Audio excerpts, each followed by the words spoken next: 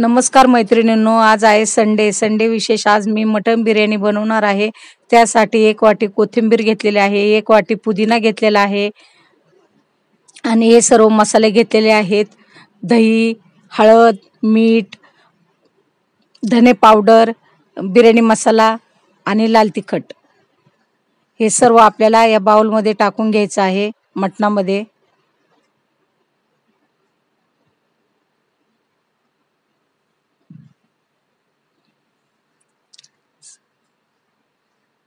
हे सर्व मी त्या बाउलमध्ये टाकून घेऊन मिक्स करणार आहे। आलं लसूणची पेस्ट पण आहे।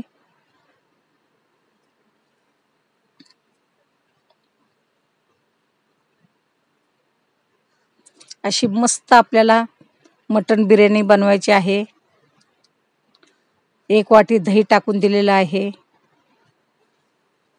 हे सर्व आपण मिक्स करून घेणार आहोत छानसं आणि 1 तास मुरण्यासाठी ठेवणार आहोत।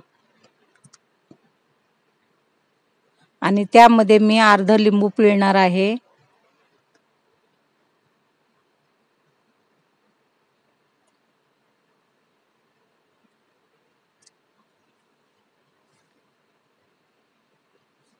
लिंबू पिळल्याने खूप छान टेस्ट येते बिर्याणीला।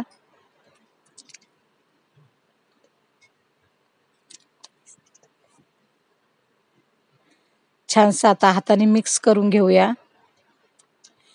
जेणेकरून सर्व मिक्स करून घ्यायचं आहे आपल्याला। आता इथे 1 वाटी कांदा कापून घेतलेला आहे। जवळजवळ अर्धा किलो कांदा आहे, तो मी परतून घेतेय। आता इथे मी मटण शिजण्यासाठी टाकून दिलेला आहे। टोमॅटो फ्राय केलेला आहे आणि त्यामध्ये मटण टाकून दिलेलं आहे, कारण आपल्याला थोडंसं मटण शिजून घ्यायचं आहे। आणि जो कांदा होता परतलेला तो पण टाकून दिलेला आहे। आता छानसं आपण मिक्स करून घेणार आहोत। चला तर इथे भात आपण शिजून घेतलेला आहे 90%। बासमती राईस आहे। आता हा शिजवलेला भात आपण या मटन मध्ये टाकून देऊया। आता भात बऱ्यापैकी झालेला आहे, त्यावरती आपण कांदा तळलेला टाकून दिलेला आहे। आणि आता हे पिवळा आणि केशरी रंग आपण त्यामध्ये टाकणार आहोत।